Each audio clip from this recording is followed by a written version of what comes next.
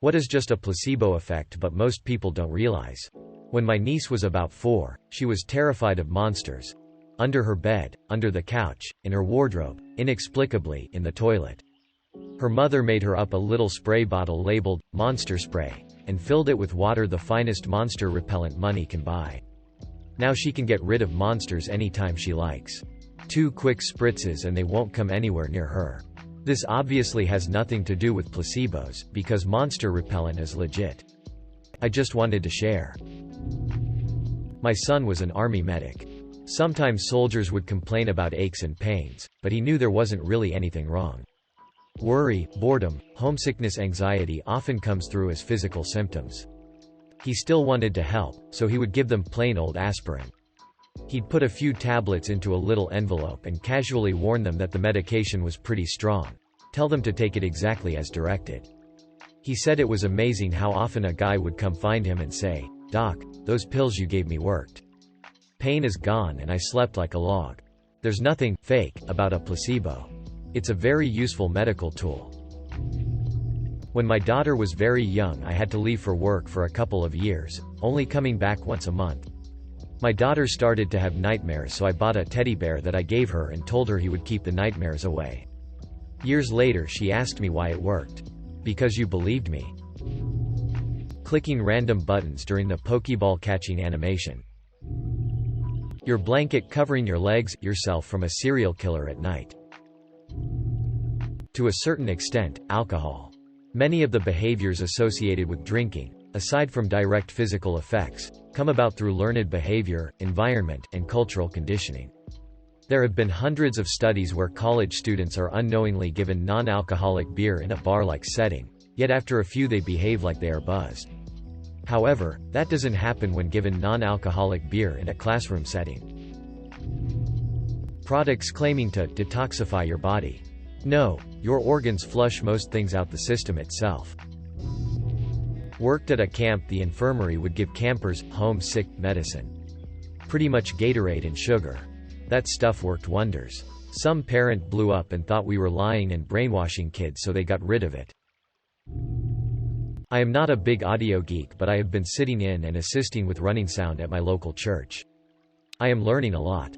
One of the guys who knows a ton about soundboards was telling me that the band members are notorious for complaining about imaginary things. When this happens, he grabs an unactivated knob on the soundboard and stares at the guy in the eyes as he moves the knob.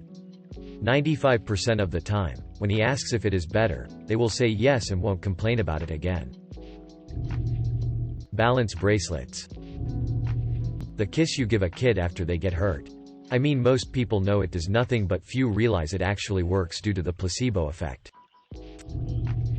I'm not sure that this is entirely a placebo effect, but I feel like the entire anti-MSG propaganda is based on a lot of placebo effects. As an example, my father-in-law is absolutely convinced that he can tell when a restaurant uses MSG and that we must avoid them at all costs because he gets very ill when he eats MSG. He supposedly gets severe headaches and doesn't feel well for an entire day anytime he eats at a restaurant that uses MSG. Meanwhile, he eats instant ramen several times a week which is loaded with MSG, and yet he feels absolutely fine. I've yet to point this out to him because he's not the kind of person to learn something then realize the mistake. So it's not like he'll be like, "Oh, I guess I've been eating MSG this whole time and I've been fine. I guess MSG isn't entirely bad." But rather all of a sudden realize that the next time he eats instant ramen he'll feel sick, because he's now aware it contains MSG. So yay, I'm gonna say MSG? And the resulting negative effects is simply the result of eating high levels of sodium? I'm not a nutritionist and don't have any scientific data to prove that MSG has negative placebo effects, but I do feel anecdotally I've seen plenty of people succumb to this. When I was about 6 or 7 years old, I woke up in the middle of the night to a giant daddy long legs on the wall right above my head. I ran out of the room absolutely terrified and told my mom I would never sleep in there again because the spiders were going to crawl all over me as soon as I fell asleep. I guess after 2 nights of sleeping on couch cushions beside my parents' bed, they had had enough and decided to figure something out. They went out and bought special spider spray that would keep all of the spiders away. There was a tiny little hole in the dry wall at the top corner of the ceiling, and I told them that's where they were getting in and they had to spray there. So my mom sprayed the spider spray in the hole and plugged it with tissue paper, and then sprayed all over my room. I remember it smelled really sweet and my mom said it was because spiders hate sweets. Then after was satisfied with the level of spider prevention, my mom put the can under the sink in my bathroom and it was long forgotten about. Fast forward 12 years later, I've moved out and my parents are redoing that bathroom.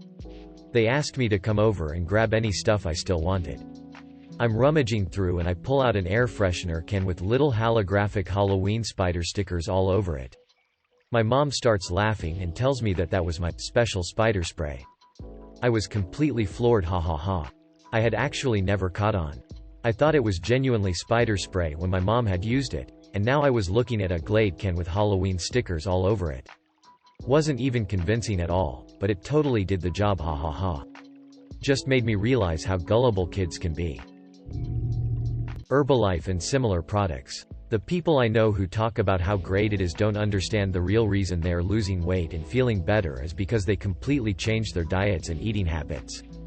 If you replace an unhealthy meal with a shake, what you're really doing is cutting out calories. This is what's making you lose weight, not any magic stuff in those shakes. Remember that annoying commercial for that headache stick you rolled on your head? They would say, head on. Apply directly to the forehead, 3x in a row? Yeah, I guess the stuff is just homeopathic, aka a placebo. Radio waves, normal frequency causing illnesses.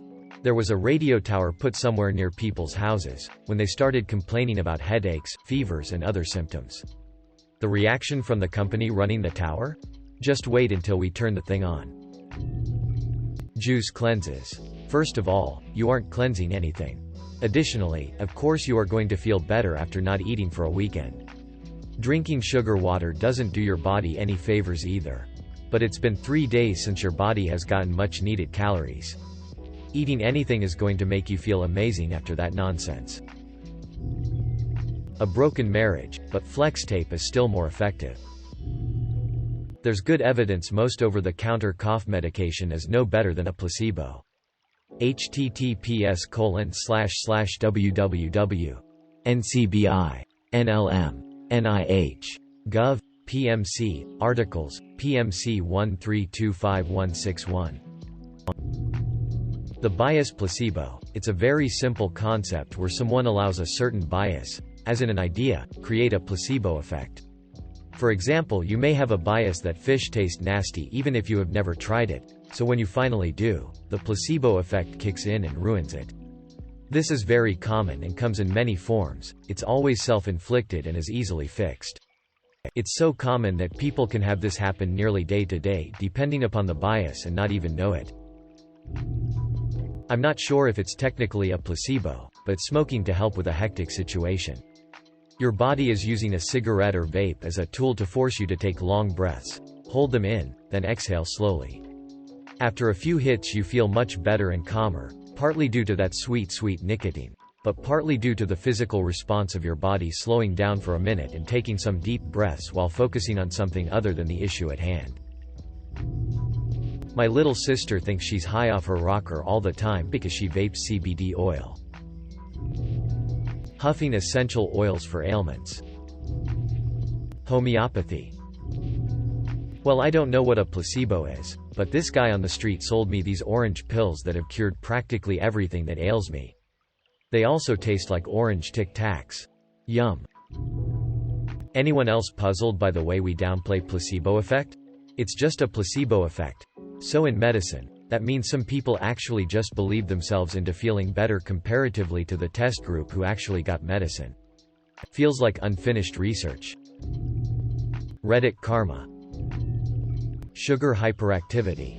From what I've read, it does nothing to make someone hyper, but parents tell their kids it will make them hyper, so when the kids do eat sugar they act hyperactive. A majority of studies show no link between sugar intake and hyperactivity. Link. https://www.webmd.com. Parenting, features, busting sugar hyperactivity myth. All healus balmus. All healus balmus. I have spent much of my time working with kids on overnight camps. I have occupied many roles, but because I keep my credentials up to date, I'm always one of the grown-ups who is on first aid duty. While the first rule of first aid is take it seriously, when a kid is limping because their group is due to hike up a mountain tomorrow, all helis balmus works a charm. Other situations it works in: kid is crying because they got hit by a ball during games, or are homesick so have a sore tummy. It is aqueous cream with a small amount of eucalyptus essential oil, which has a warming effect and makes it smell medicinal, and it works beautifully. Because of the take everything seriously rule, you do rule out if there is a dangerous injury before you pull out the all helis. But since we are so super serious throughout, the kids truly believe they are getting proper medicine.